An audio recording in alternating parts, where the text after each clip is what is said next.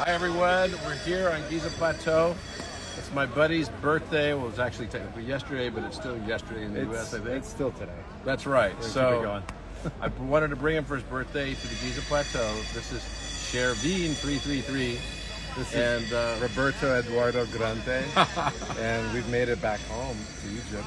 yeah, And it's a thrill to be here with so many powerful souls, and it's an honor to come back home to Egypt, where it all began. Is how it feels. That's what it feels. I mean, you know, I'm Persian, but at the end of the day, we're all pharaohs. I'm feeling the pharaoh energy here, and this is a very unique experience. Just being around it, the magnetics of it are off the charts. I've been to most ruins, most pyramid structures in Central and South America, throughout Mexico. This is palpable. I can feel this. I can feel it right here in the center point of my body. It's magnetizing. it is. It Yeah. totally is. I mean, as you look up to this, I mean, it's what's it feel like? I mean, it feels like every chakra in my body is being electrified and being pulled into some type of ancient, like, knowing. So there's a lot of things coming up for me, a lot of information coming up for me. And as we know, we store so much data in our DNA. And that's why we do these therapies. That's why we go around sound baths. That's why we hang out around people that hold that information. And this right here is pulling that out. And I got a lot to, like, unravel. And we just got here. We've been here for 12 hours. Yeah. So I've slept, worked out, had some fluids. This is the first time we're walking. I already had a meeting this morning. Yep. With the leadership of the Giza Plateau, where I showed them our latest research, and I'm excited because we're going to work on a project together. You're going to be blown away with what, you know, this man is doing. Every time I talk to him, it's not every day that, you know, you meet people that actually astonish you because of their childlike energy and their thirst for curiosity to explore. And that's a nature that we all have to have. That's a Steiner nature. Be malleable, be young, be in the curiosity stage. We've gotten too hard and too materialized. And so what Robert's doing, I was watching him on the plane the entire time. He was looking through all of these photographs in the King's Chamber, and he was seeing all these different patterns that line up to the Dacons. Yeah, the Dacon, 36 Dacons. And it was fascinating because he kept showing them to me, and Ophiuchus and Sag. Orion, Sag. Sagittarius, Sagitta, Sagitta. and Delphinus, right. And there's the Phoenix. And shooting at the eagle, which is the Aquila. I mean, All constellations in the Dacon. your perception's your reality without going into, you know, craziness. So you find balance in that, and this world is meant to be explored, and there's so much to uncover. And as we both said, this is all an illusion, but the illusion can be yours if you find freedom in it. And so it's exciting to be here. It is, it is. You know, I've never done a live walking to the Giza Plateau before, so why don't you just follow us and we'll explore this together.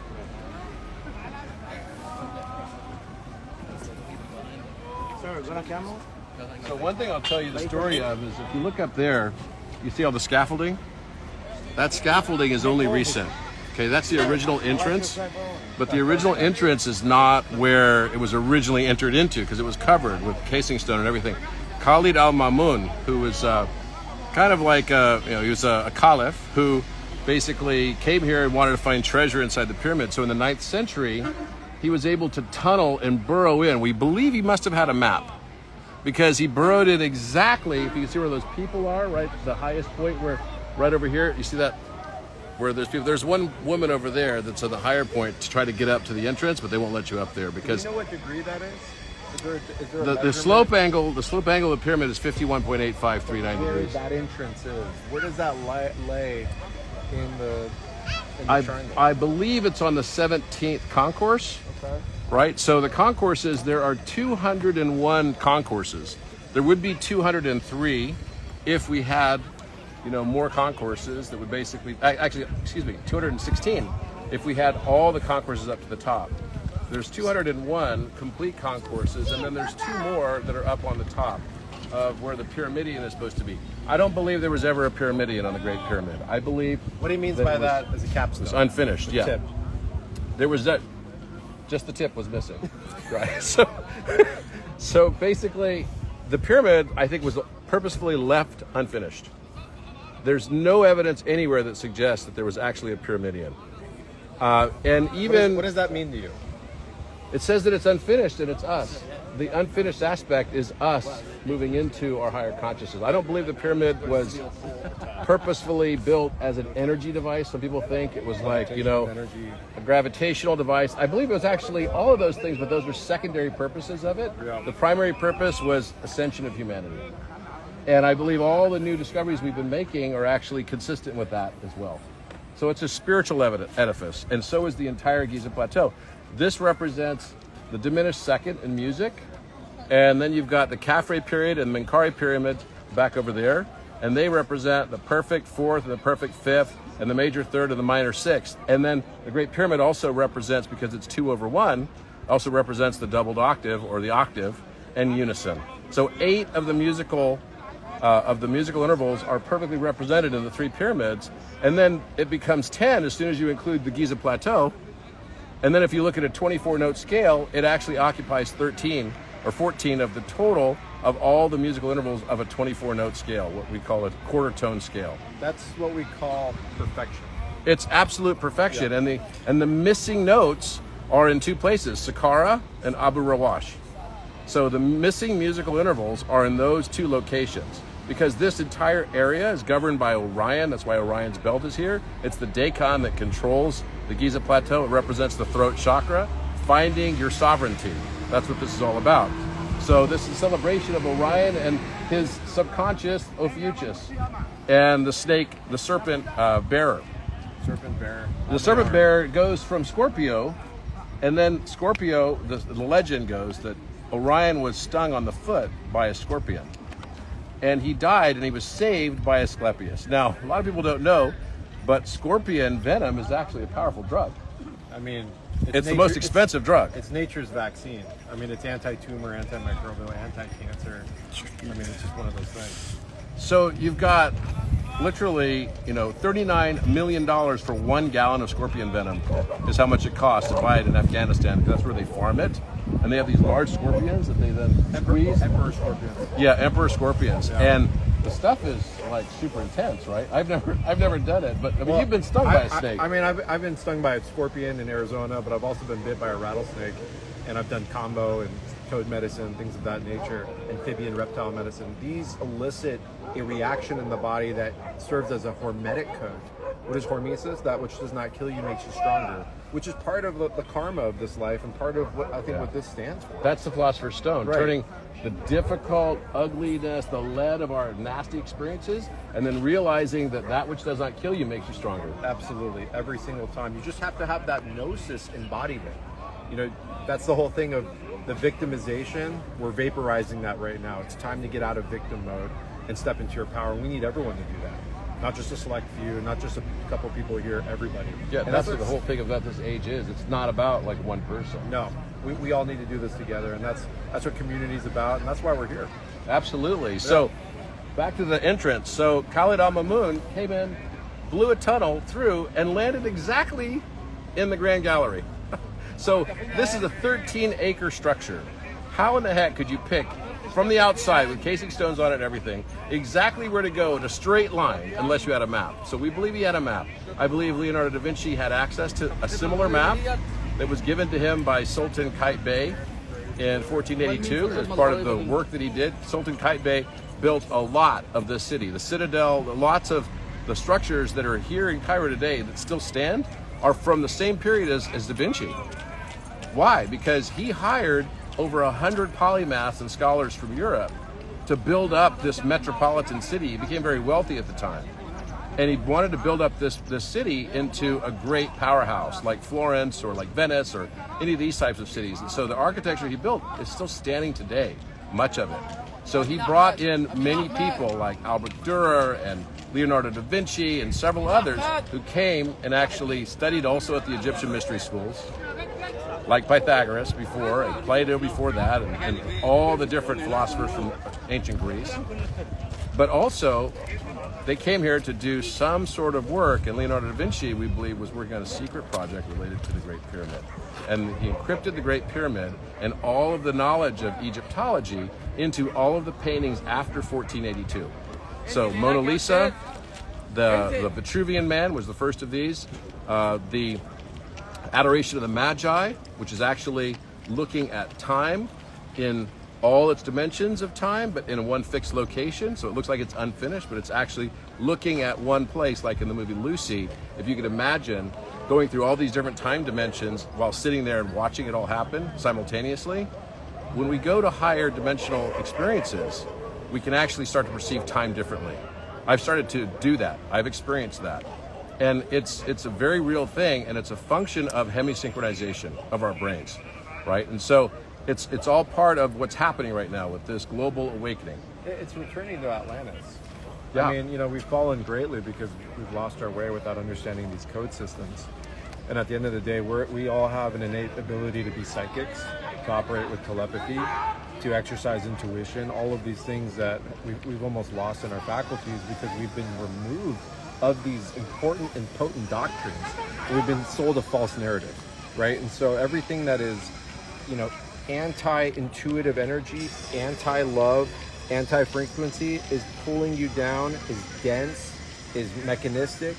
And again, being around potent areas like this with an open heart and an open mind allows you, or at least gives you an opportunity to access that ancient information that's hidden deep within our DNA. I'm feeling right now all kinds of magic coming out of me right now. The pyramid's like a reflection of us. Yeah. Literally a reflection of our own consciousness. So the reason why they put scaffolding there, because I've actually been up in there, and there's the only writing that is known to be on the pyramid is right up in the basin underneath those chevrons. And those chevrons represent, in hieroglyphics, a mountain. So the original name of the Giza Plateau was not Giza. You know what the original name was? Ras Tau. Ras Tau. Which means rose cross. Yep. We talked about that. Okay. Rosicrucianism comes from Ras Tau. So the original name of Giza, even today, they'll still refer to it sometimes as Ras Taui. That's how they say Ras Taui. Ras Tau is Taurus backwards. So just change the syllables around the bull. And this, Orion. in hieroglyphics, Orion, Osiris, is represented by, because it's next to the Taurus constellation, it's actually overlapping between Taurus and Gemini. And that's called, right, between Taurus and Gemini is the Orion constellation, and Osiris is that constellation. So Osiris and Orion you can think of as synonymous. And it's the story of the hero's journey, mankind going through the precession of equinox through a 25,000 year cycle. We made a huge discovery just today, actually the last 48 hours, about the decans in the King's Chamber.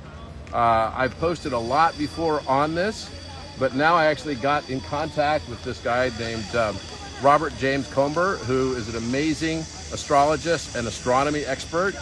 And I started pointing out the stuff inside the King's Chamber because we've turned it actually into an epic game called Maya.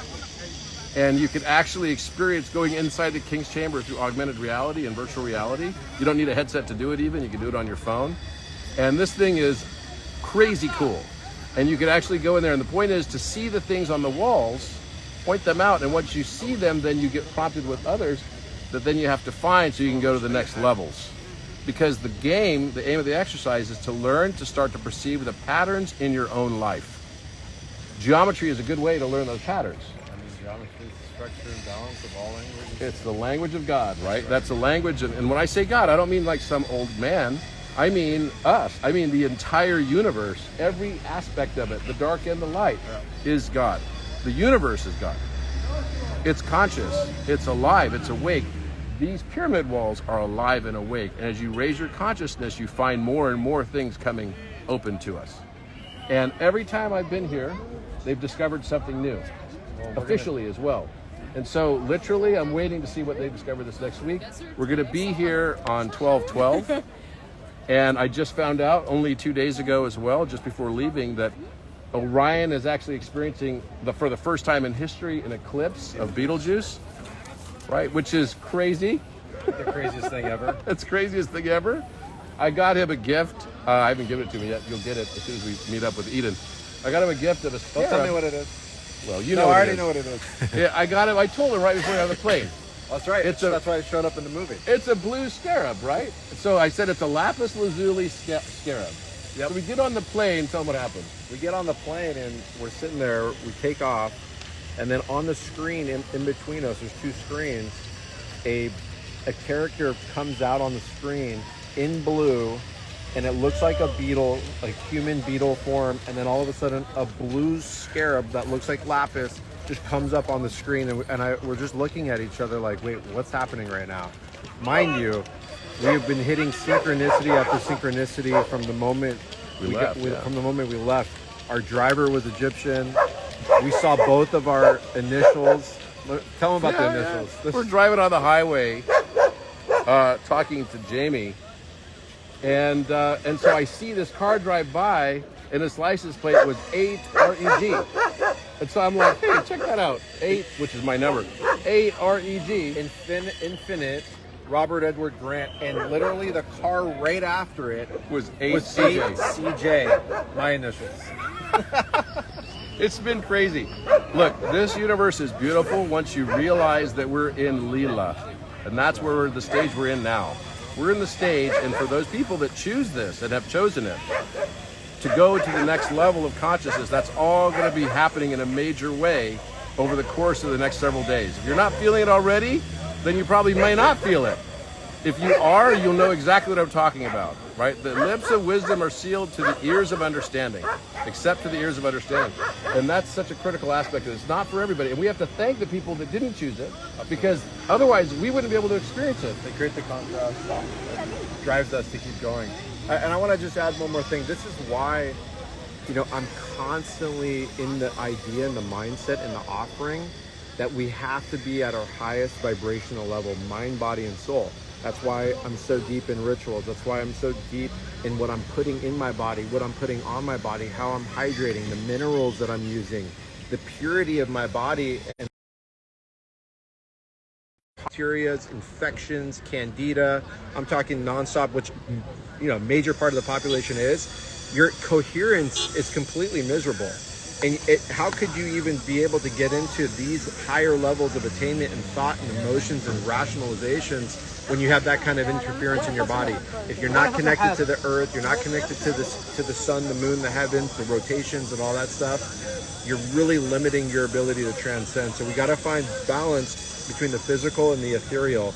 And I think we're doing it right now. So it's an honor to be here with all you guys. It's an honor. And could you say, without saying names or anything, just tell them about the group that's going to be here this week, and what this is about.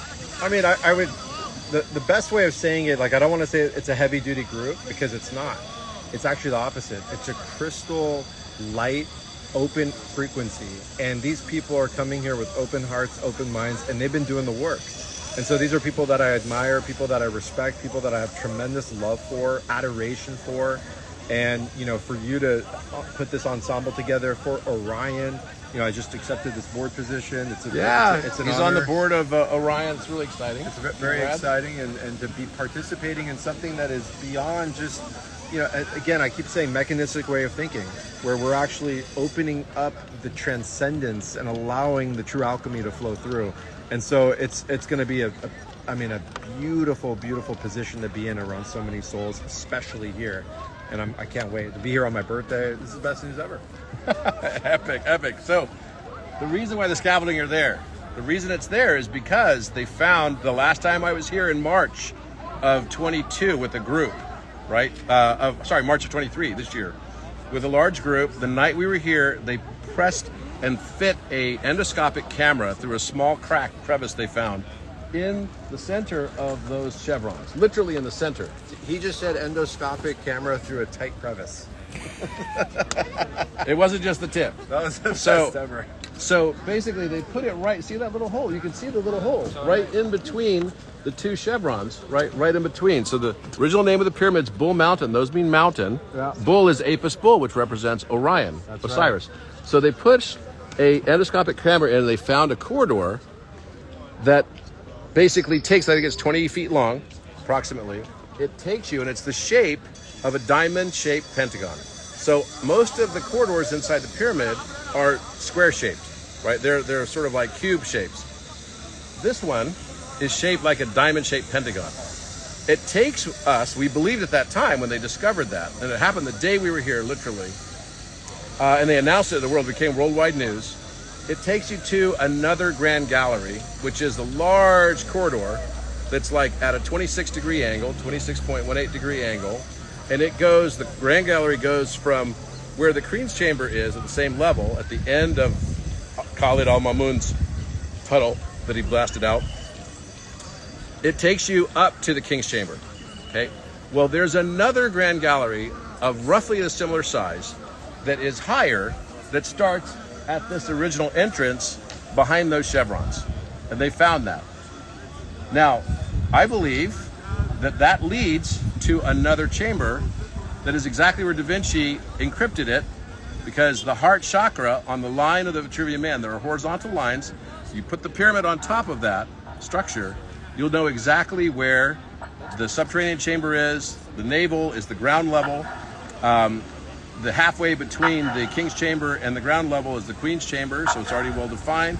And then the King's Chamber is defined there as well. And the Queen's, basically all three of the chambers are informed by Vitruvian Man. So then that says that, what about the other lines? The ones on the neck, the ones on the head, you know, where the pineal gland is, and then right at the top of the head at the crown. I believe there's 3 more chambers, including the throat chakra. I believe they're going to find that throat chakra because this activation that's going on in the world right now is going to bring that out, right? And I believe they're going to find that, and it's going to be announced very, very imminently. In fact, I kind of already know. But it's pretty exciting because I think the only thing I've seen in there, I've actually been in there in an astral travel, is a throne, a rose granite throne. So that's why the scaffolding's there, to cover it up, to hide it, so that people can't get in there. And there are people trying to figure out the false walls that might even be inside some of the other chambers. And I found one of those false walls. It's been shown here before as well. I just took my ring off and started tapping on the walls. And then I found a section about this large in the Queen's Chamber that was false. Wow. Big hollow knocking sound. Duck, duck, duck, duck. Incredible. So we're living in this amazing game that feels really real. And you know what? It's for people that think that they could just bypass and say, oh, well, if it's all fake, then why do I need to have empathy for anyone? Why do I need to feel any hard feelings for anyone? It's the exact opposite. Yeah. It's the exact opposite. Yeah. You start to feel everything. Yeah. And you feel the suffering, you feel the pain. Yep. And I think that's the key. Because people that go into the spiritual bypassing mode, they're not going to ascend. No. And they're actually getting miserable. Because a level of self-loathing occurs, because deep down inside, everyone comes from a place of empathy. It's in our dynamic flow. It's who we are. And so the more you push that out, the more that you deny that, the more that you go more into the ego trap, the false ego, the more you're miserable. And we see that all the time. And this isn't like, we're not all perfect. Chop wood, carry water, become enlightened and happy, go to sleep, you wake up, what do you do again? You chop wood and you carry water. These are ritual practices. Just looking at this, I can see the amount of effort, the work, the love that's gone into something like that. That's what when I look at crystals, when I look at geometry, when I study numerology, all of these things, I don't just get enamored and wooed by it. I'm going into an expansive thought of what immense beauty there is in the world. And that turns on a level of empathy, because you really feel like every single soul around us, we all come from the same place. We all have dormant cells and amnesia cells that need to be woken up. And again, that's what we're here for. That's our mission. Super exciting. So let's walk over to the pyramid. You know, again, it's all about our own consciousness. The more you raise your consciousness, the more you experience inside the pyramid. And that represents the consciousness of humanity, which is represented by the constellation Orion. So people ask me, why did I name this app? It's a new messenger, social media app platform, fully encrypted and on blockchain and decentralized, is because it represents the redemption of humanity and the throat chakra, which is freeing your voice. Now, the Giza Plateau are musical intervals. I've said that already. Because it's the voice box of the planet. It's literally, if you look it up, the throat chakra of Earth is here on Giza Plateau. And Orion constellation is that. And Taurus controls, it's already well known, Taurus controls already the throat chakra. And the throat chakra is about structure, it's about leadership, it's about being able to conceptualize things and manifest those things. That's right. Turn things from concept level into reality. That's right. So the 3 pyramids represent... That's the logos, right? That's the logos. It's turning it into something that becomes something. It's the understanding of physics, Right. it's all of this stuff. Yep. Mathematics. Yep. So when you look at this Giza Plateau, you've got this structure which represents the 3 layers, the first layer of the 3, which is self-awareness. The Great Pyramid is all about self-awareness. The 51.85397 degree angle means that only this triangular shape as a cross-section will have the characteristic that its area of the cross-section of the Great Pyramid will be equal to a circle circumference, right? And the circle will be equal to half of the base turned into a square straight up. So it fits right in. So the square, the circle, and the pyramid have equanimity. And the pyramid, basically the triangular structure, becomes a divine aspect. It's incredible. Right? It's perfection. So it's perfection. This is about learning how to balance masculine and feminine energy, and also learning how to achieve true self-awareness, which is the real know thyself of life. Yeah. It's the most important thing we come here to do. Yeah. The other 2 pyramids, Khafre and Menkaure, which we'll see in a moment, is actually Khafre pyramid, the second pyramid, is self-actualized. Which is right behind this. It's right behind this one. It's right over there. Yeah. It's self-actualized. So self-actualized. Self-actualized is being able to manifest, but still time-dependent. Right. So what happens? We all want to manifest. How do we fail? Why do we fail at manifestation? Why do we fail at manifestation? I mean, there's tons of reasons. We don't know who we are, first and foremost. Okay. And if you don't So know we're not who self-aware. You are, Okay. not self-aware. We don't know our purpose. We haven't identified our purpose because we don't know the limitless capabilities of our being. And so when those are denied within ourselves, your manifestation is just a bunch of mantras and nonsense. Doesn't really get you anywhere. But having a deep awareness of your coding and who you are and where you are and why you are, then you can create some kind of story for you. And the key to manifestation, I've found, is not to have it be something separate from you. Trying to find a way to take the thing that you want to manifest and integrate it into your embodiment, into your beingness, as if you already have it. Right. And feeling that and the gratitude for having achieved that. That's it. Having the gratitude and the love around that is what really anchors it in. Yes. And then everything else is just kind of heady. It's just too much in the crown, and there's not much there, right? And so, we're a guiding system. Just like we don't get healthy through an allopathic system, it's a holistic system. It's the same thing when we're talking about these levels of technologies. Because believe it or not, we talk about this as a game. Everything that he's talking about is the true technology. This is the real tech, if you can understand what that means. Oh, absolutely. Yeah. So when we look at the structure, we know it's got this divine geometry embedded within it, and then we've got the Khafre pyramid behind it. Khafre represents the perfect circle. It's also this divine feminine aspect that's absolutely beautiful on its own as a standalone. It's got the 3-4-5 triangle, which is really beautiful. Because actually, one of the things that's interesting about this week too, on 12/13, we're going to be here between the 12th and the 13th at midnight, right? So when 12 turns to 13. Now, what's so significant about that? Yes, there's an eclipse on 12/12 of Orion. That's pretty cool. Okay, or they call it an inclusion. But secondly, 12/13 is 3, 4, 23 is 5. 3, 4, 5. It's a Pythagorean triple. But also, the 5, flip it around. For 23, 5, 12, 13 is the Abu Rawash pyramid. That's the perfection of the pyramid. We didn't know any of this stuff when we planned this. This was not like a plan. We just thought, okay, 12/12 is kind of a cool date. New moon. Haven't done the pyramid on a new moon. I was born on a new moon. I felt like there was something coming in very important related to Ophiuchus and related to Orion as well. And so all of this was not consciously planned, but it just all came together. That's what the beauty of this stage of life that we're in right now truly is. So then the third most holy pyramid on the Giza Plateau is Menkaure. Menkaure is the major third. It's divine love. And it also represents the minor sixth in music. And that pyramid is self-transcendent. So this is self-aware. Khafre is self-actualized but time-dependent. And Menkaure pyramid is transcendence of time. And inside the King's Chamber in Menkaure, there's literally, as described in the Bible, the New Jerusalem entryway through the Garden of Eden, which has got a canopy on it, flaming sword, which is a Hermes flaming sword, inside the King's Chamber of Menkaure. I posted on this stuff before, you can see it. And it's just totally beautiful. And then the missing notes are at Abu Rawash and Saqqara. So Saqqara is just south of here. So the major second is there, the minor third, and the major sixth is at Abu Rawash. And the major second and the minor seventh is at Saqqara. And that forms the exact slope angles that they are, which is 48.366 degrees. So the three pyramids, the reason why they chose those slope angles was because they were musical intervals. They're perfect musical intervals. So if we go over to the pyramid here, let's go look at some of the casing stones that they've actually recreated on top of it. Come on this way, guys.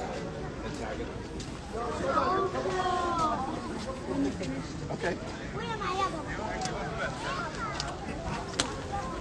Are we still live? Yeah, we're still live. Yeah. Numbers there. Totally impromptu. I mean, that's the only way. Only way. Strong.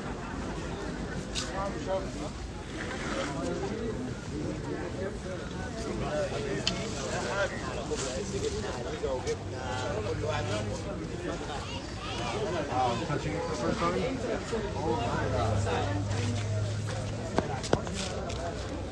So this is Tura limestone. Imagine that the pyramid, the entire pyramid, was covered with this kind of limestone at one point. And the slope angle that you can see here, right, we put up against this is going to be between 51.84 and 51.85 degrees, which matches the Petrie measurements from the 19th century. And it also means that that's why this pyramid, because of this slope angle, squares a circle and triangles a circle. It achieves both. And it's perfect. This is my first time touching the pyramid. Wow. What a trip. One of the things that I like to do, first time I came here, was I wanted to walk up to one of the stones and touch it because there's a legend that the stones will select you.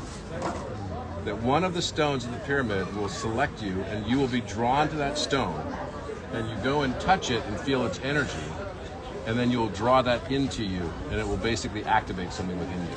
Makes total sense. You're made of water and minerals and earth parts. Yep. Carbon, calcium, silica, magnesium, manganese, copper, selenium. This is what we're made of. It's interesting that this is limestone. So limestone is kind of soft stone, right? Yeah. But it's easy to work with. Right? If you look at all of this ground here on Giza Plateau, it's largely limestone. And you can see it's rough. They cut out, they cored it right from here. Yeah. Now, this sits right about 33 feet lower than Khafre Pyramid, excuse me. And Menkaure sits about 16 feet lower than this. Oh, interesting. Right, so it kind of goes up. That's why the Khafre Pyramid actually looks taller than this, although it's not. But this is on a mesa. It's on a plateau, yes. No, this is the original. This is it. Yeah. This is it. But if you go down here from that side, you go down the causeway, you'll meet the Sphinx. Okay. Right. Should we walk around? We're going to walk around, so we're going to show you that whole thing. You guys, you're not allowed to climb the pyramid. So the reason why you're not allowed to climb the pyramid is because of a German couple who decided to climb the pyramid in the middle of the night, and they had sex on top of the pyramid. They filmed it. Yeah. And they posted photographs of it, and I'm not sure if they posted video footage. Hopefully not. And that was such an insult to the Egyptian people. I can understand why. I can understand why, because this is like a sacred site for them too. I've heard about those German clubs. Well, and so they got extradited. They went back to Germany and then got extradited back to Egypt. Went to jail.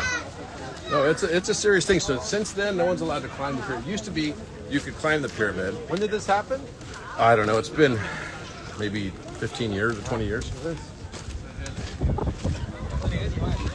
So you can see these blocks, each of these blocks. So there's about 2.3 million blocks of the Great Pyramid for 6.5 million tons. You could say that this pyramid is actually related to a size replica that's 43,200 times smaller than the Earth. Interesting. So if you take, there's that 432 number, if you take the perimeter of the Great Pyramid, right, and you multiply it by 43,200, you're going to end up with like the circumference of Earth. Which is 25,000 miles. Yes. Yeah. 24,800 something. Yeah. Exactly. Now, question of when was the pyramid built? I'll tell you when I believe it was built, based on what I know. Let me guess. 13,000 years ago? 13,000 years ago. Did I call that? A lot of people think it's 30,000. I don't ascribe to that. I respect it. And I, you know. Jason, get an angle of this right here from back here. Look at this right here. You're standing right here. Can you see that, the video? Oh, yeah. Oh, yeah. Oh, my God. Lines up with our father's son. Yep. Which is interesting, like the declination of the sun as it rises from the east, as it's approaching us, it appears as it's going up on a slant like that. Once it's above you, it's at 12 o'clock, right? And then as it goes into, you know, it starts heading east, it starts to move down on the skyline, very similar, like a pyramid. You see that? So I want everyone to get that in their head. The declination of the sun comes from the horizon. As it comes closer to you, it moves to 12 o'clock like the apex of a pyramid. As it pulls east, it starts to move down till it eventually hits the vanishing line. Just like a pyramid. Really interesting, right? Fascinating. Keep going.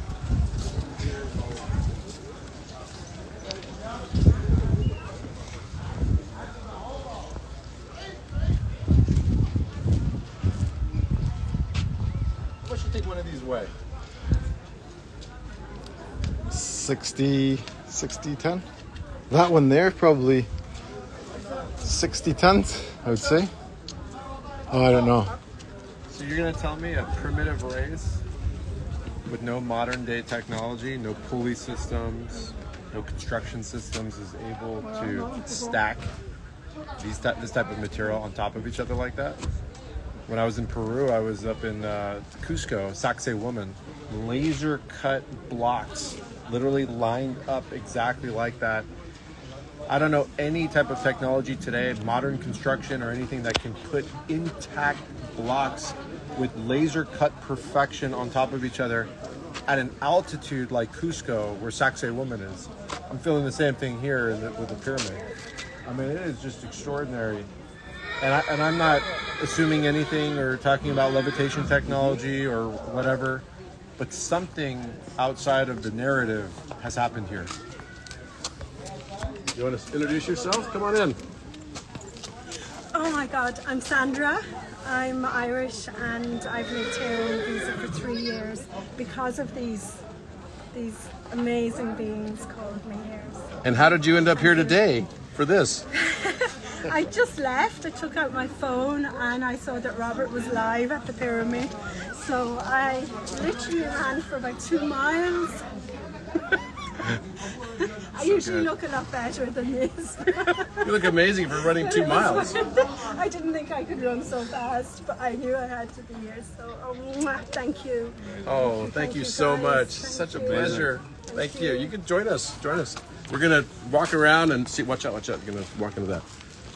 Okay, so 6.5 million tons. So it's literally a scale structure of the Earth, which is kind of amazing in and of itself. So the reason I think it's 13,000 years old is because, well, I was told it was. Okay, so You got the upload. I got the upload on that one back in 2017. Where did I get 13,000 from? I don't know, maybe I mentioned it to you before. But it was built at the half point of the precession. And we're now at the end of that cycle. That's right. So every 6,000 years, because it's actually a 24,000 year cycle, every 6,000 years there's some sort of massive shift, pole shift, cataclysm, reset of the game. Yes. We're about to go into that. And this is part of the natural cycle of things. We have to become aware of it first for it to actually occur. That's right. So the whole thing with consciousness, living in a conscious universe, is such that you just have to realize it and it transforms you. That's right. Once you realize things, you don't have to, because it's all illusion, right? That's right. So you don't actually have to do everything in manifested form. You just have to take it into your consciousness, and like the 100th monkey effect, That's right. it transforms you. And not just transforms you, it transforms your you inverse, That's right. which is the reflection of your unconsciousness to your projection around you. Yeah, very well said. The acceptance is an ancient awareness that scans all through different philosophies from Eastern to Western, that acceptance energy, the receivership, the openness, the surrender, the offering. I mean, the Native Americans talked about it, the indigenous cultures. We find that today in different forms of mysticism and things of that nature. So what Robert's saying is that it is not a force. It's not something that needs to be pushed into something. We just have to open our mind, open our heart, and receive it, and be here and show up. Absolutely. And just one thing I want to say is the guy holding the camera, Jason, who's my head of security. Hey, Doc, Jason.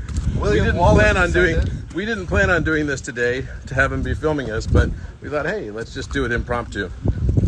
We actually made an app, which is on the Apple Store under Robert Edward Grant, and you can experience the Giza Plateau as if you're here all through this app.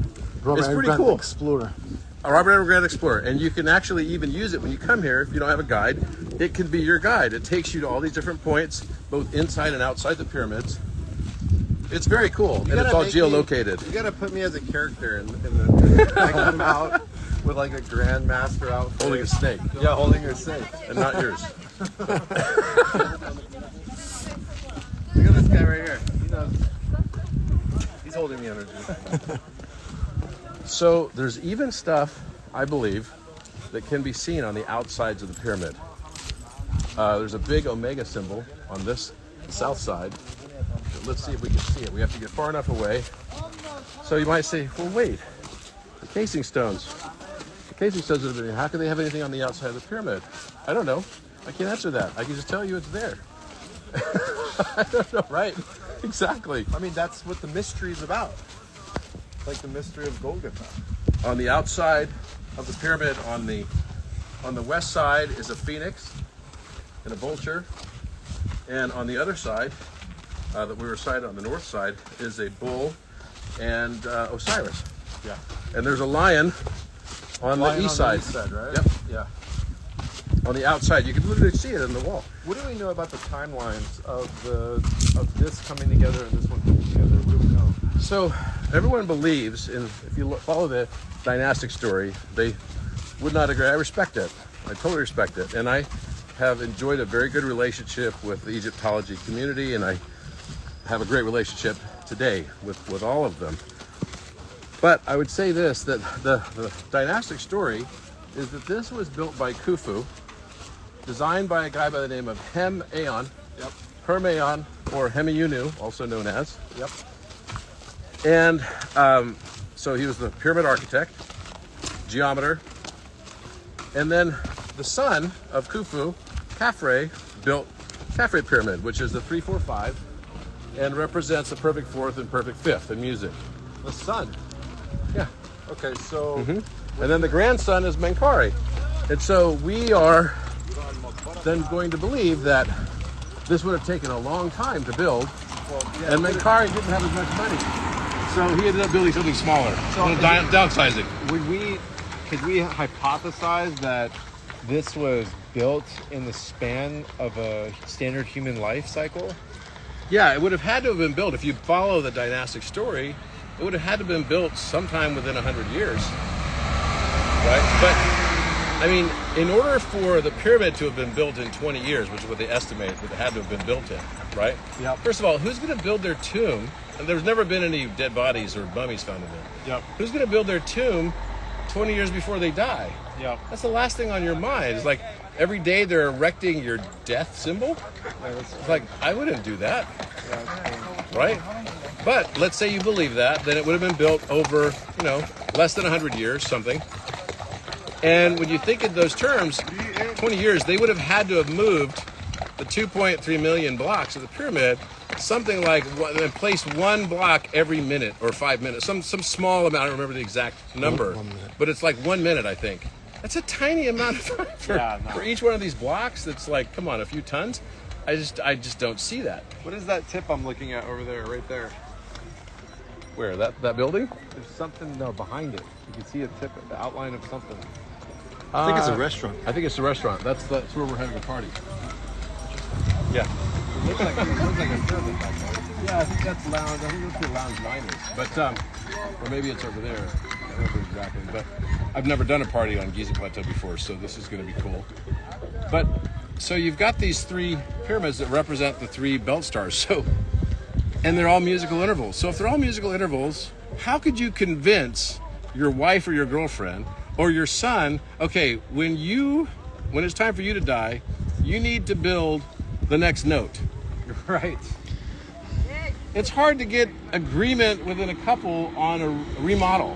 Where is the basis of this story coming from? It comes because there was a guy named Weiss, who in the 19th century was an English explorer who raised a lot of money, like a few million pounds or something, to come and explore the Great Pyramid. And he had the goal to find treasure inside of it. And also, because he never found any treasure, he was desperate to have something to take back and say, well, we didn't find the treasure, but I didn't guarantee that. I could tell you who built it, though.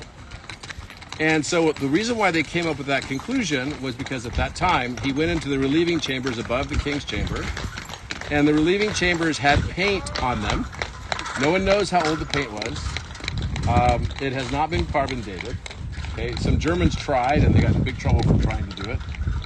And they found the words of Khufu, which was one of the dynastic pharaohs. Yep. And it was misspelled. What? It was misspelled. This is early 1900s? But it was done with the red ochre paint.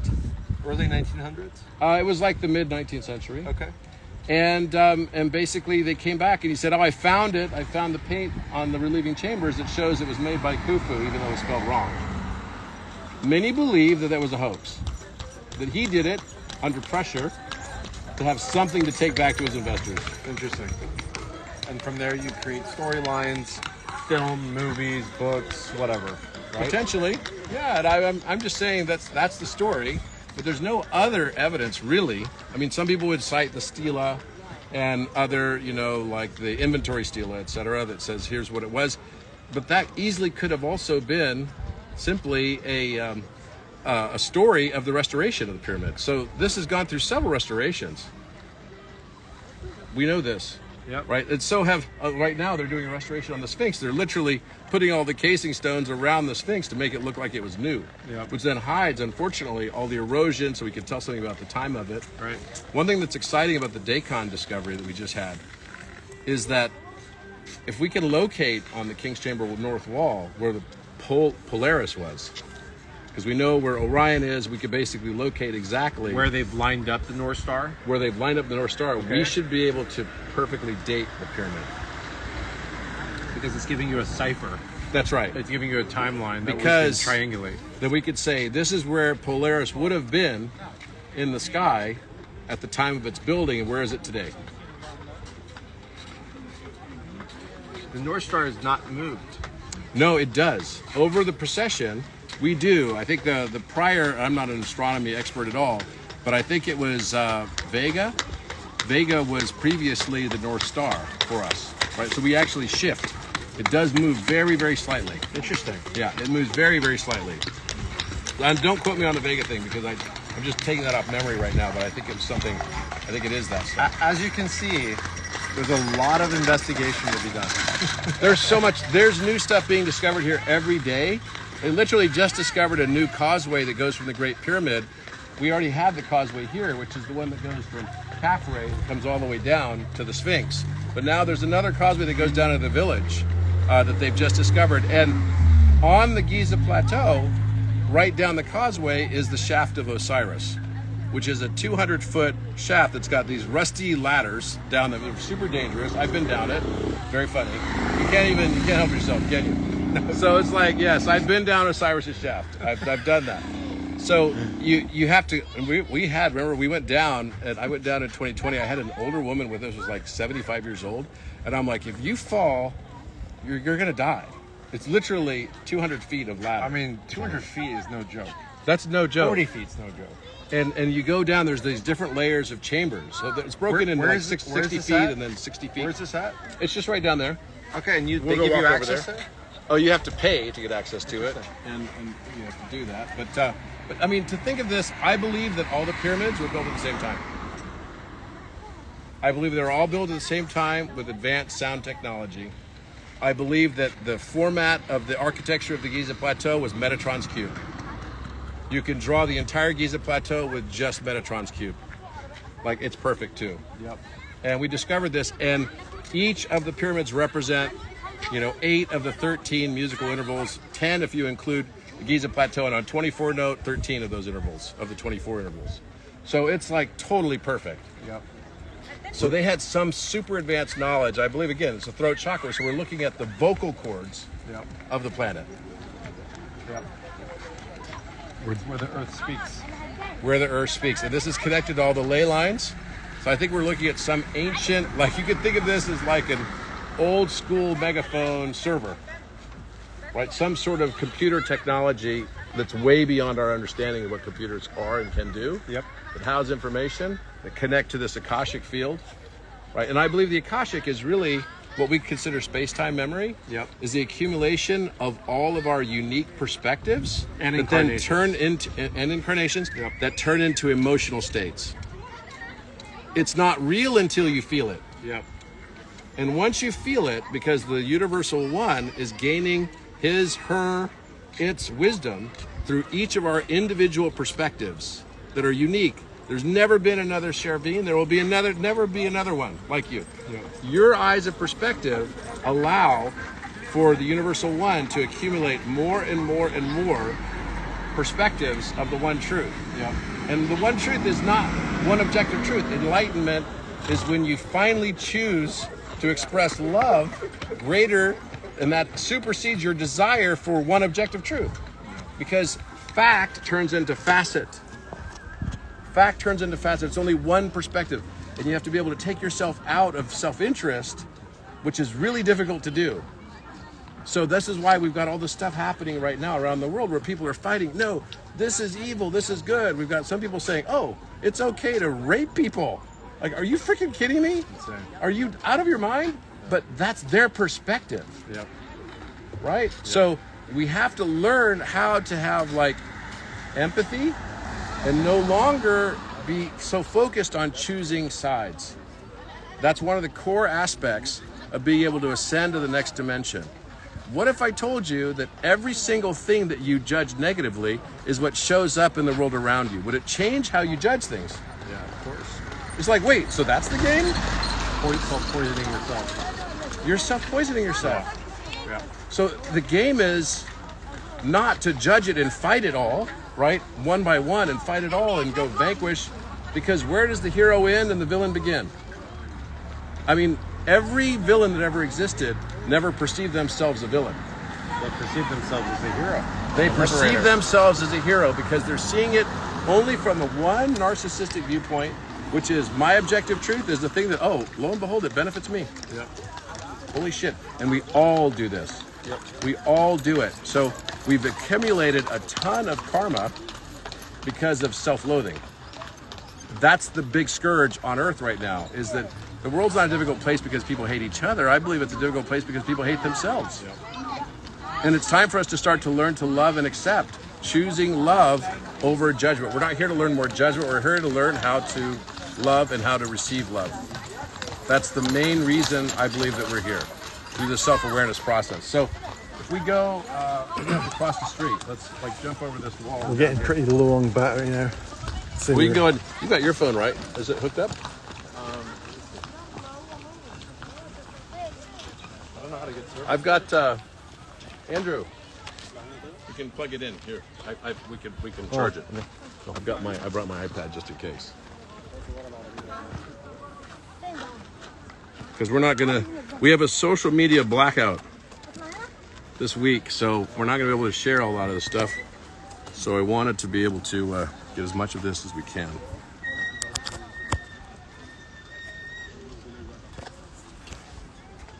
$15% up.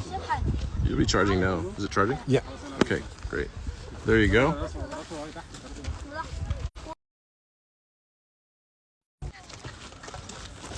All right. Actually, I can see it. I can already see the Omega up there. See if you can see it. There's actually a snake coming down the old pyramid too. I can see it. Right up there. You see Yeah, it? of course. You see? You can see it. Yeah, I see it. There's a freaking Omega right there. You see where it circles around? See where there's like a bunch of stones that have been pulled out there? I think that's where Napoleon, one of the places Napoleon tried to get in from the outside. There's a omega right on the side. You can see the curve of it. It's like right there. You see it, Jason? Yep. There's also a snake that's coming down the center of it. That's harder to see. That one right there. Yep, it comes from the top all the way down. So you can just see the faint outline of it. Right? This is what life is about, being able to see patterns. And people are like, oh, that's pareidolia, Robert. What the hell are you talking about? No, we have been taught by science to not see pattern. Why? Because that implies divine architecture. That implies something larger than us, heaven forbid. And so we vilified the concept of seeing patterns, and then we missed out on the divinity of the universe around us. The entire universe, what are you talking about? People are like, oh, I see no proof of any architecture. The entire universe itself, the fact that I'm standing right here, is proof of divine architecture. What are we talking about? So being able to see higher order patterns is one of the core aspects of achieving this ability to realize that fact is not facet. It's just what self-interest is that you have. And once you finally get past that, then you start to transcend duality. Transcendence of duality means you can transcend the ultimate duality, which is time itself. So yeah, the omega, you can see it. I see it very clearly. I don't know if you see it that clearly. You see it clearly, huh? Within 3 seconds. So I showed that to Muhammad Ibrahim. He was like, what? There's an omega on the side. And as the farther away you are, the clearer it becomes. So if we look at it from... Am I seeing it as a stain, or am I seeing it as... No, it's literally like an indentation. Yeah.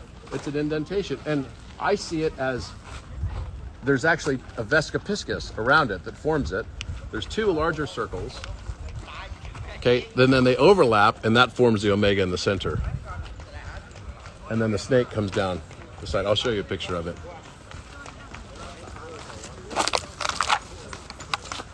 And why would it be showing omega on this side? Well, this is the south side, right? So you've got north, where Orion, Give me the Osiris cardinal, is. Give me the cardinal directions right This is north, this is south, that's west, and that's east.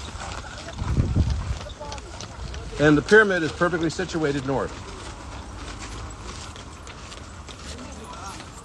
I believe that Orion, I was just in Bora Bora, which is the same shape as Ouroboros, which I thought was kind of funny because I was in Bora Bora. And it's a square-shaped snake that's eating its tail, and then has a dragon inside of it. And that place is housing some like Lemurian type energy. It was great. I was there by myself, and I was there for Billy Carson's wedding. I was there a couple days before he arrived. And I looked up at the sky, and I saw Orion. But the difference was, Orion was upside down. The center of Orion is like an hourglass. When the poles flip, the positions flip. So Betelgeuse becomes Rigel. It flips upside down, like the clock restarts.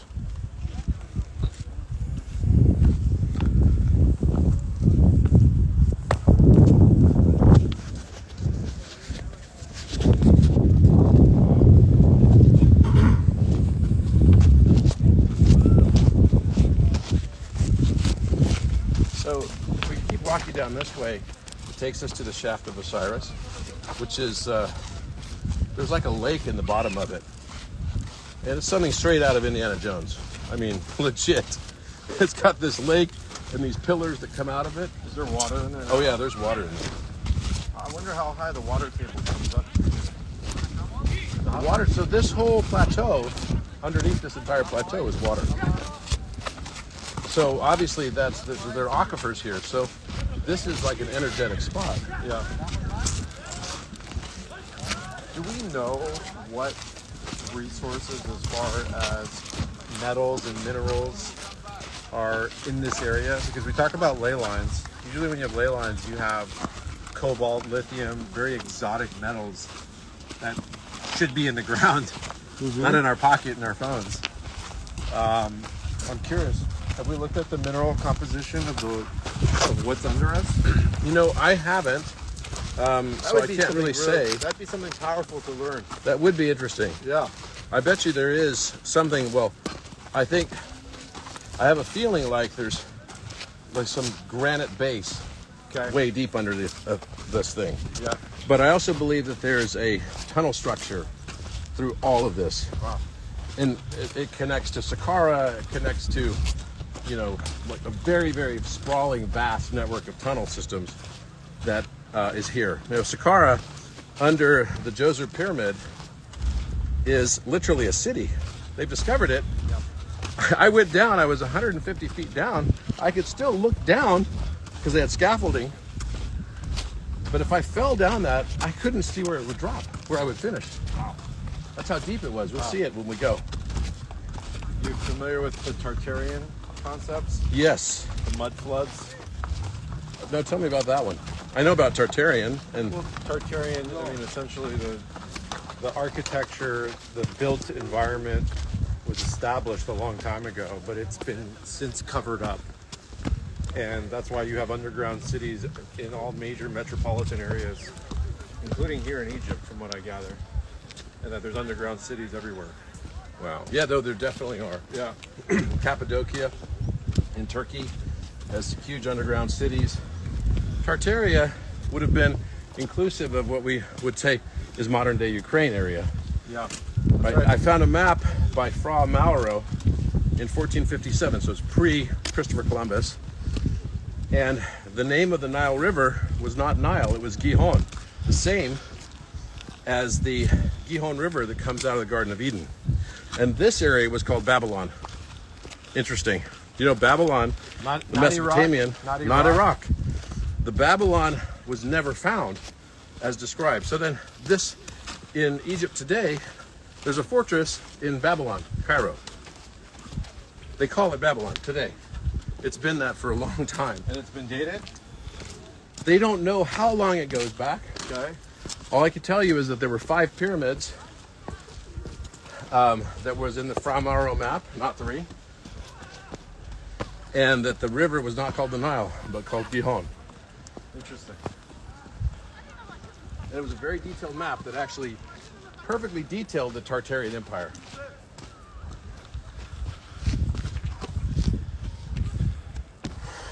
So this is like, it's kind of all too common. You'll find a lot of stuff like this. Next to the Great Pyramid, they found what they call the solar boat. And it was in a shaft, kind of like much larger than this, but similar to this. Yeah. So you can see the casing stones are still up at the top. Yeah, this has a way different energy than that one. Very different. How's it feel? It's just, I don't know, it's a little bit more seductive, Yeah, it's more beautiful. right? It has a more beautiful because it's a 3-4-5 Pythagorean triple, Yeah. Right. Which is perfection. which is perfection. That's right. It's the 5-sided pyramid, perfect lines, perfect sides. The other 3-4-5 is the 5-12-13, which is the pyramid that has the same area as its face, right? Yeah. Same area as its perimeter. Yep. Okay, and that's what's in Abu Rawash, Right. up on the plateau that's 300 feet higher. Those are the missing notes from Giza. We have to go to Abu Rash. We're going. Okay, we're going. Yeah, we're going. Okay. Nobody usually goes there, but we're going because there's going to be a big activation there. So, This is extraordinary. isn't it? Yeah. So this is where the divine feminine is. That's why it's more seductive. Interesting. It's also got this, there's this like beauty aspect to it. Its circle, so if you take this pyramid, you take its half base square, Yep. right?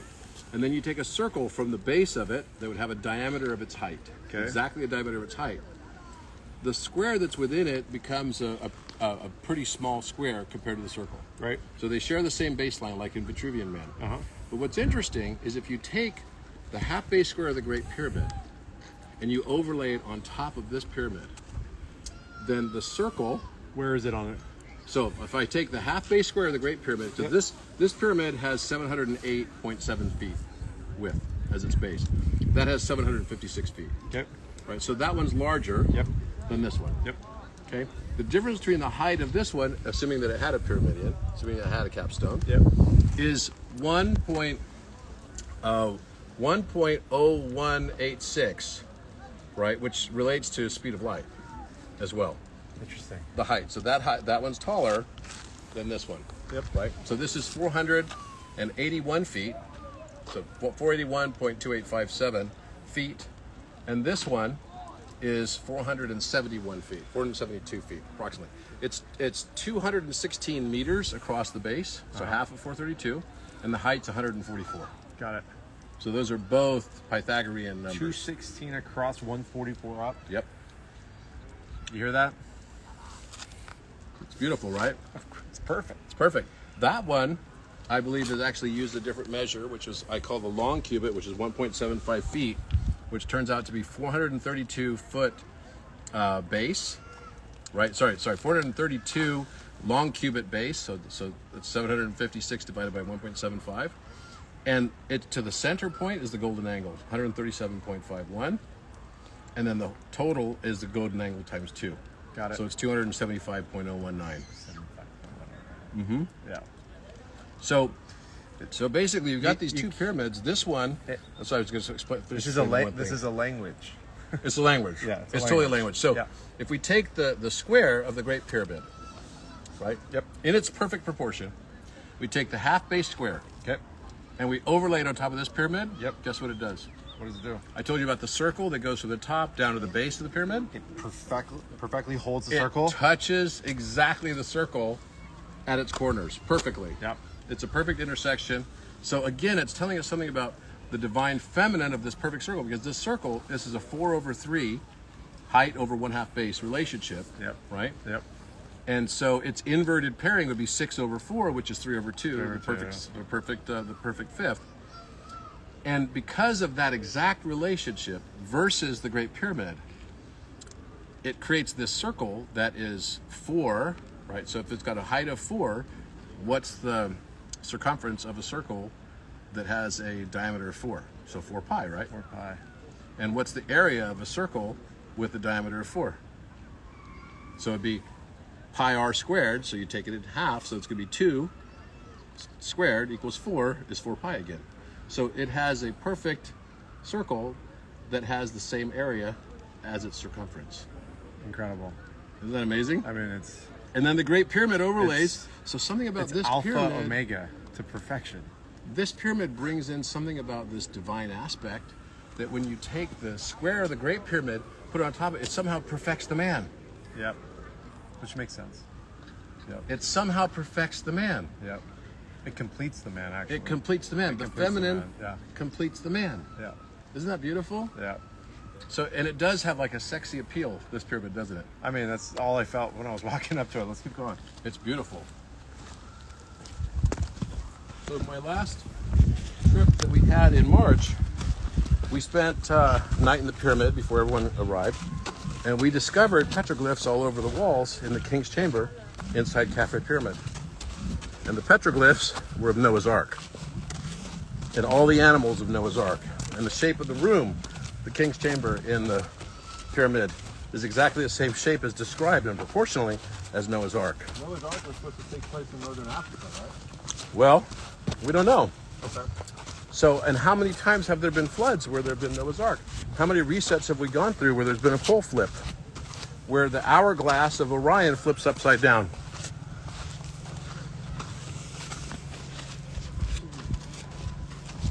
So this is steeper. Yeah. The angle of this pyramid, that one was 51.85. It has to make up for the loss of width. Yep. So 51.85397. This one's 53.13019.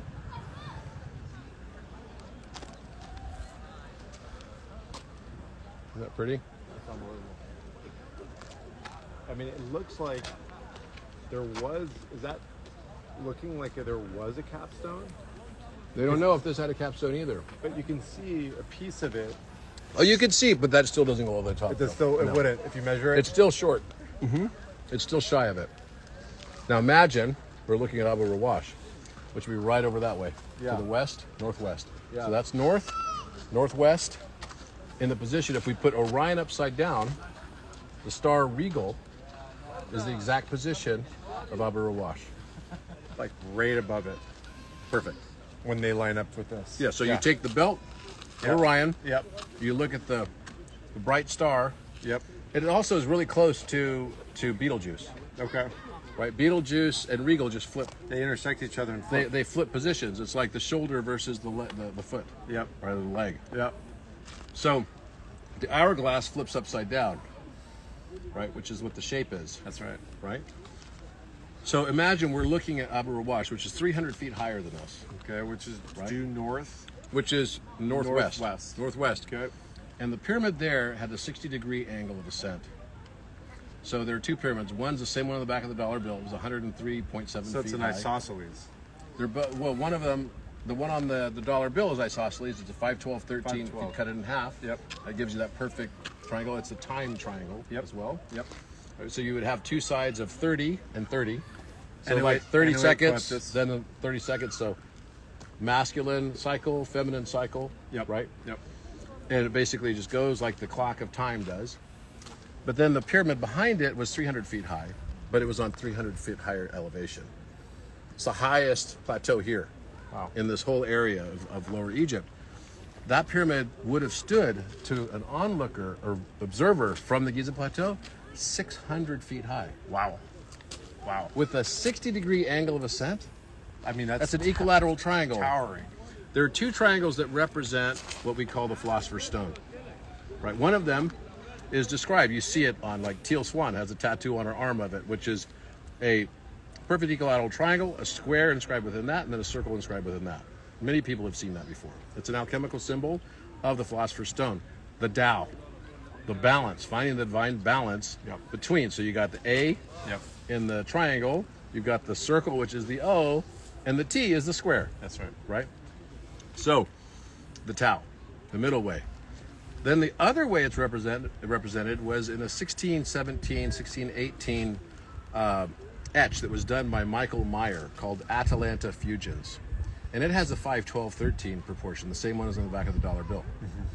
Right? And we found that encrypted all through the founding documents for the United States, too. Interesting. It's unbelievable. I mean, they knew. Alan's presenting on it this week. They knew. Alan Green. They knew. Yeah, they knew. They totally knew. And it was all about going into the next time cycle. They believed that they were forming, by making the changes they were doing, they're doing the precursory work to get to what they called Ben Shalem, which was a book written by Sir Francis Bacon. And all of the founding fathers, a large percentage of them were Baconian followers. In fact, it's a little known story, but you know, when it was time to sign the Declaration of Independence, they were having a hard time getting everyone to agree, right? And I don't know if you know the story behind it. So what happened was the founding fathers all wanted to get together and get all of the 13 colonies to agree. Well, 13 colonies weren't agreeing. New York was saying, we don't want to do this. We don't want to go against our mother England. Yep. Right? And then secondly, they couldn't get South Carolina to agree. Yeah. And that schism with South Carolina is what actually led to the Civil War. That's right. In 1860. They never got over it. They never got over it Yeah. because they had very close ties with the Carolinas. Were very close to England still, Yeah. right? With trade and everything. And plus they had slavery, That's right. right? So there was sort of like this understanding between those two, that part of the colonies. They wouldn't evolve. All right. So what happened was they said, okay, we're not going to sign this yet. We're not going to agree to, you know, basically call out our rebellion against England. You know, taxation without representation, all this stuff. We're not going to do that. We're going to write a letter of our grievances to the king, and surely he'll understand. So they sent a letter to King George III saying, hey, we don't like what's going on here. We want to have more control. We want to be able to have more of our own governance powers and all this stuff. And so the king writes back, and so they're all waiting in the Continental Congress, which was not an official body. It was an unofficial body, self-appointees. Yeah. And so they get this letter back from the king. And it basically reads them the Riot Act. Yeah, that's right. Right? It's Saying, basically an FU. you're all wanted for treason, you're all to be hanged. Yeah. Right? So the famous quote comes out of Benjamin Franklin afterwards. It's like, wow, what we couldn't achieve together by uniting ourselves, He did it. the English king just did for us. For now, either we shall hang together or we shall surely hang separately. That's right. Right? And I think that's where we are in time right now, too. There's something about that just deeply resonates for me. Either we hang together or we hang separately. This age is not about one person leading movements and stuff. This age is about a collective It's about a collective of people coming together in a new level of consciousness. And that's what I'm most excited about. That it's all about equality. Here. The age of conquering is finished. Well, we know that the schism of divide and conquer has been tried and tested and will continue to work. So we cannot divide anymore. And I don't mean that to be basic understanding. We really have to come together in agreeance and find, conceptual love for each other on a deep, deep esoteric level. And again, that's why coming to places like this really brings it out and drives it into the heart. Because that's all I'm surrounded by right now is actual beauty. And when you dive into the mystery of the world, you start to realize that it's all unfolding around you. And we're in hectic times, to say the least. I almost didn't come on this trip because of that. But then instead of staying in that kind of viewpoint of almost the reluctance of wanting to travel, wanting to come here to the Middle East, wanting to come here to Egypt with beautiful souls, I opened my heart to the expansion and the ability to find more love for myself. And again, it's an inwards. It's all inward. It's an inwards experience. All of these things, it's all for you. The hero's journey is a journey within. It's about knowing yourself and what you chose and why you chose it. I stopped asking myself, why did this happen to me? And I started asking myself, why did I choose this? Because I'm not just an actor on the stage of someone else's making. I'm an actor, but I'm also the producer. I'm also the script writer. And when the actor finally wakes up to realize that he's all of those things and she is all of those things, then you can actually start to live your life in ways that can have profound impact because you're now doing it consciously. I said earlier, it's about bringing things into our consciousness that leads to the massive shifts, not just in us, but in the world around us, because we can't separate ourselves from the you inverse that we're creating around us. It's just a reflection of what's inside of me. The more I love the world around me, a lot of people think we're in an escape room that needs to be escaped. I came to the realization, I used to think that, and I finally came to the realization that the only way to transcend this existence of third dimension is to fall in love with it just as it is. Let me repeat that. The only way to transcend this existence is to fall in love, to accept and allow it just as it is. And then you start expressing love that supersedes your desire for one objective truth that's really just the benefit to you. That's hard to grasp that. What he's talking about right there is the biology of belief. We now know that we're not a victim to our genetics. We're not a victim to our circumstance. That's the definition of epigenetics, meaning above the genetic genome. So how you think, how you operate every day, how you do anything is how you do everything. The water you're drinking, the food you're eating, the thoughts that you have, the information you're receiving, what you're discerning every single day is literally how your body reciprocates its favor back into the Krebs cycle, how cells recreate itself. Every cell in my body over the next 7 years is going to be brand new. Most of them will be brand new in the next 48 hours. So just think about what he's saying. He's saying that we can offer ourselves the beauty. We're really not victims anymore.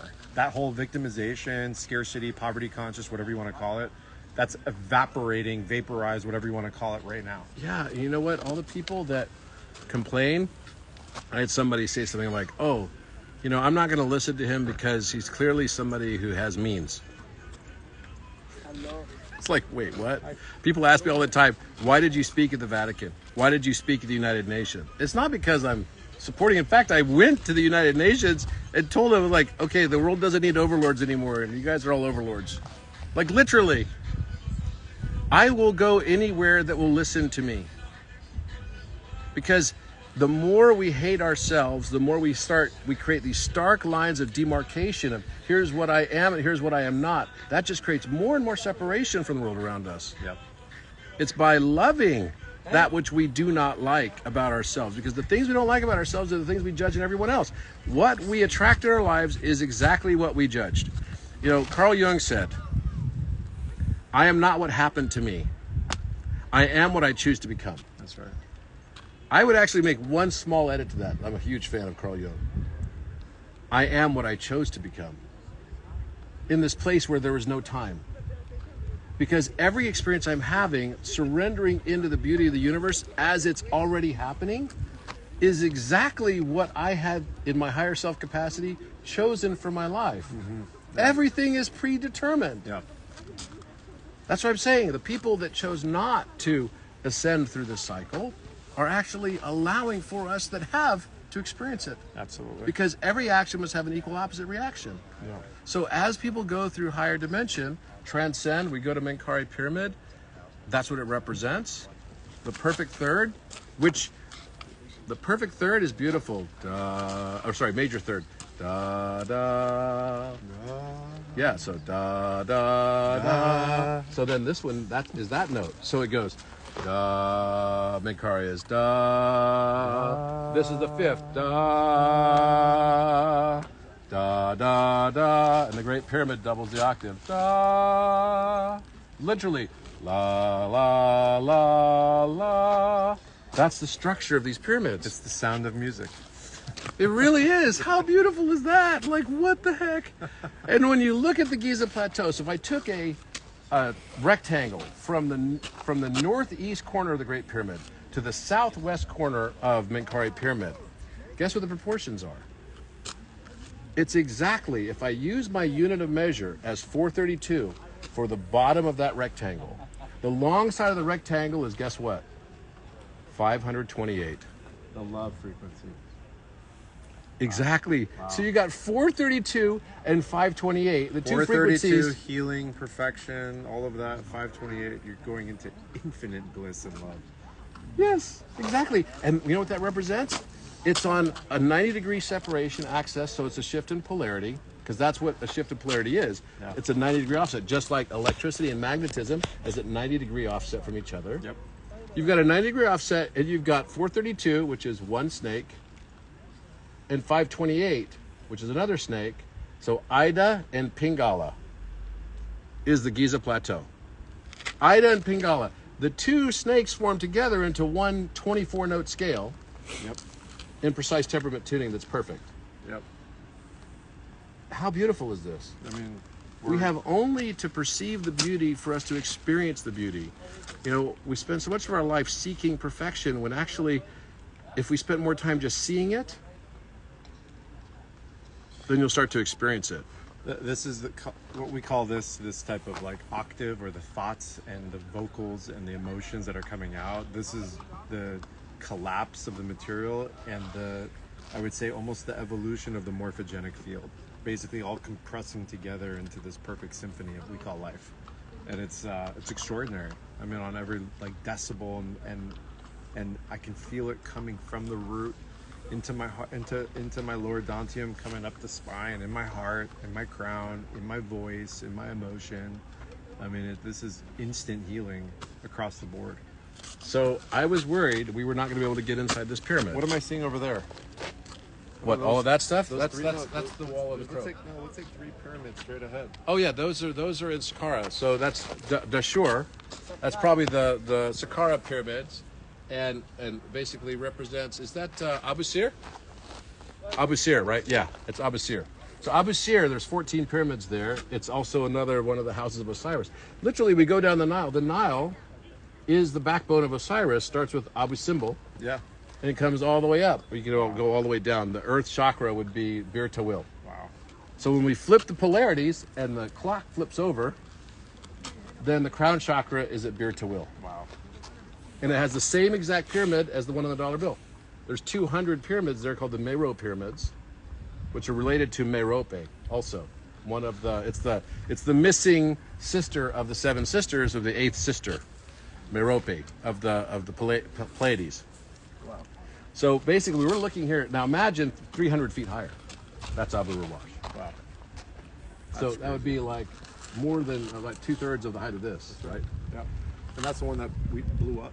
It literally exploded. We'll see the blocks. It's all rose granite. Yeah. Right? The base of that pyramid is granite, so you'll see the outside of it is granite.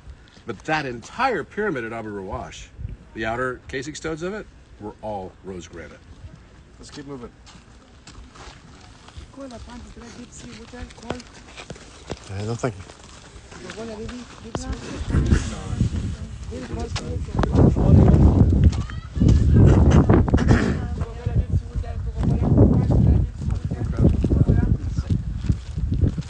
So the reason why I was worried that we're not going to be able to get in this pyramid, well, actually we were told we were not going to, because it's closed. The pyramid's been closed for several months. And I just got the news yesterday, because I thought we have to activate all three. The final throat chakra activation. And literally, probably hundreds of groups have come here. And I want to thank everybody that's come here because they felt called to come here to do their own part of these activations. And they have been.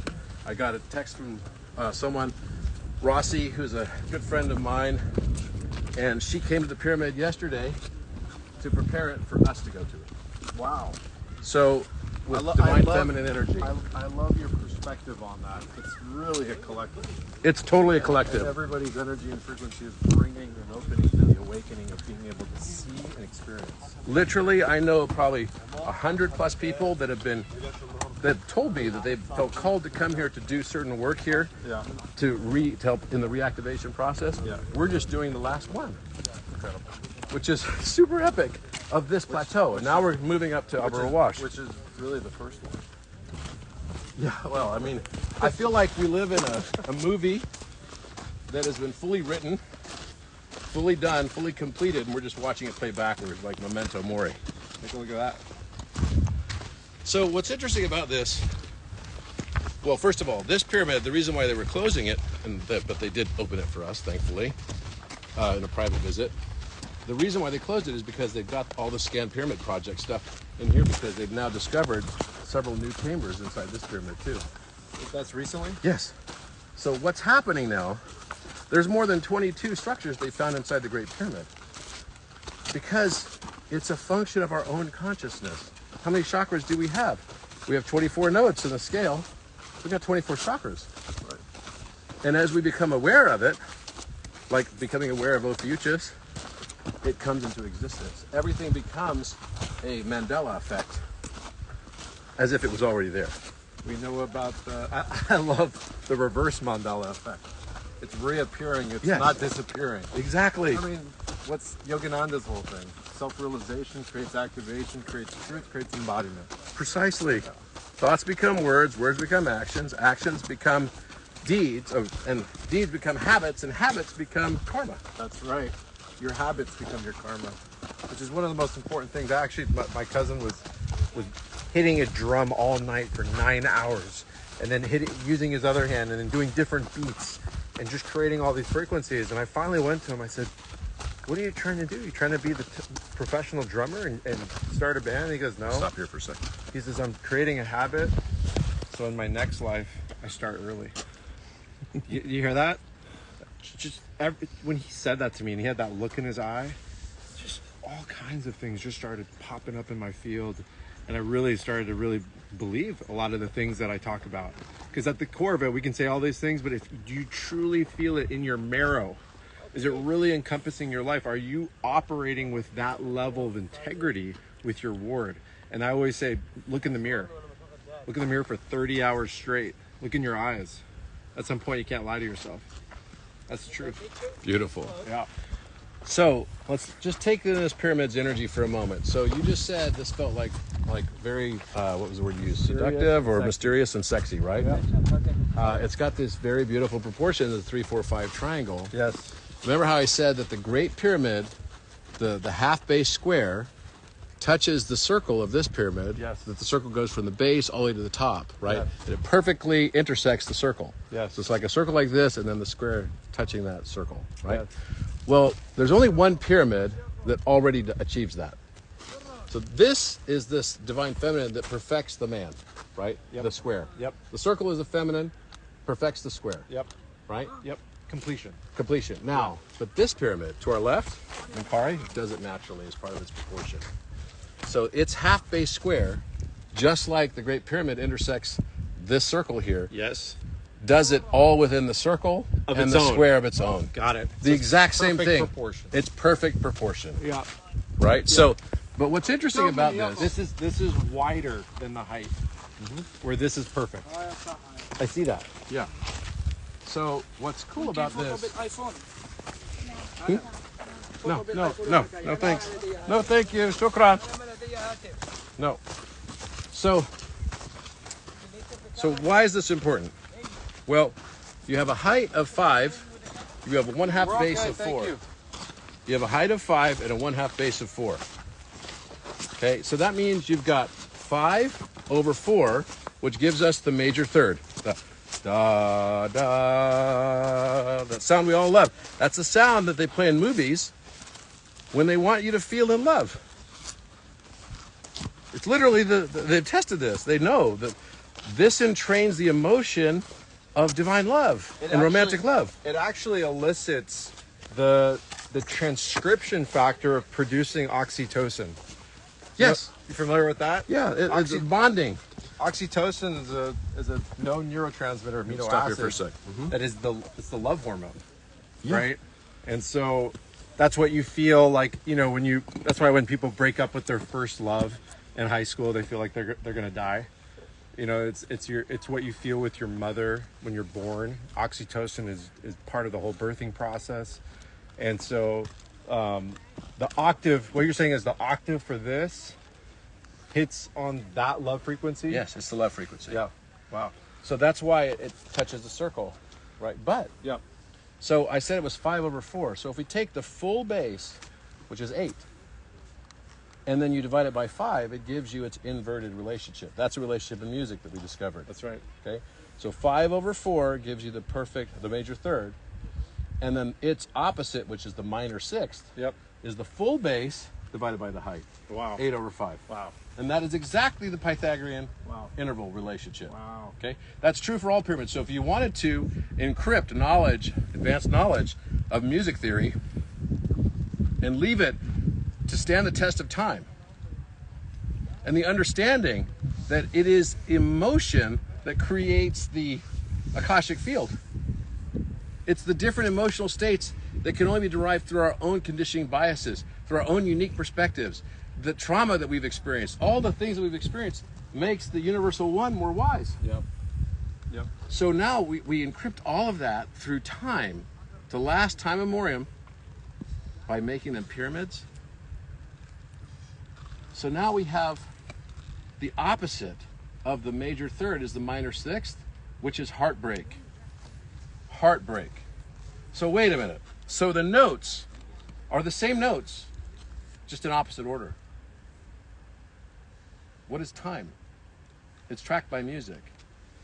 Right? Music is like this orchestra of the musical clock of the universe. And we go one direction. So C to an E is the da da. But then E, the same note, just doubling the octave to C, makes it heartbreak. It turns it from romantic love feeling to heartbreak. Interesting. So whenever they're changing the tone of a movie and the scene is going to shift to a breakup, they automatically shift to the minor sixth. Isn't that crazy? That is crazy. So when we're looking at the pyramid, it all depends how you experience that duality with how you perceive the world.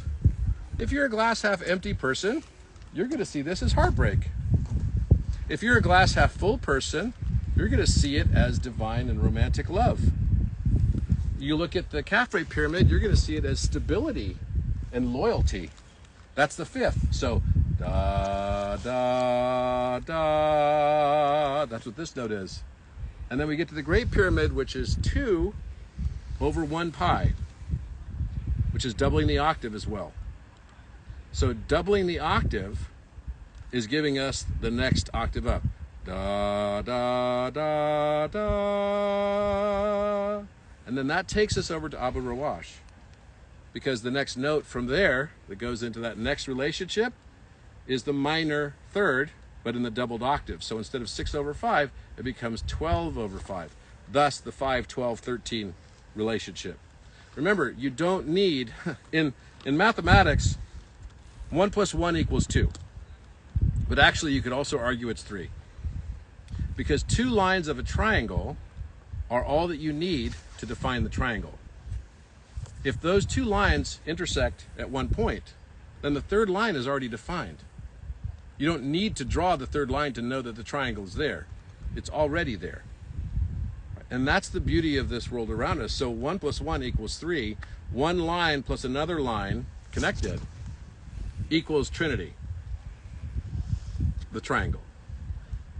So some of the simple things that are around us, right? Here we have the major third and the minor sixth, heartbreak and divine love, all in the same experience.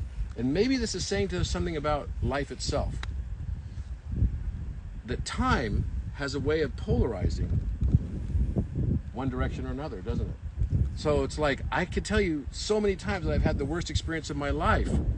And I thought, this is the worst experience. I was betrayed. It was the most difficult thing I ever experienced. Now I look back on that, that was the greatest thing that ever happened to me. It was the best experience. I would never trade for anything.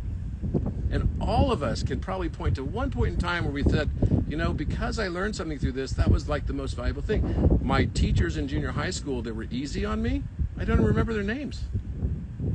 It's the most difficult ones that believed more from me, was capable than what I believed myself.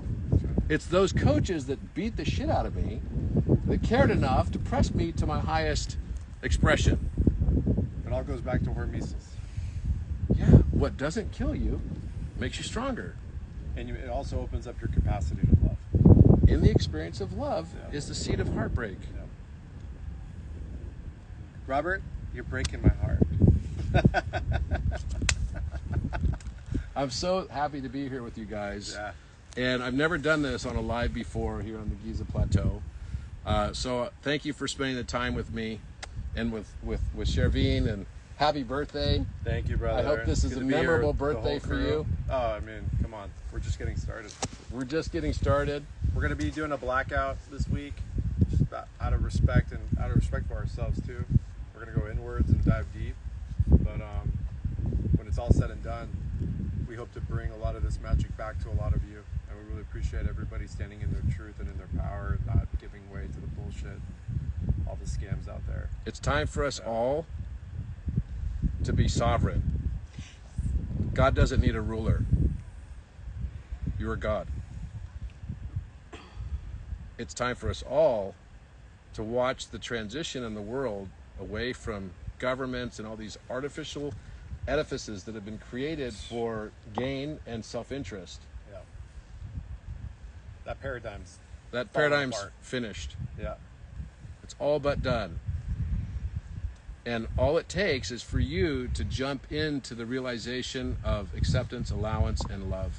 Thank you very much, you guys. Love to you all. Signing off from Giza Plateau. Bye, guys. Before you do that, I want to make sure it saves. Okay. Hi.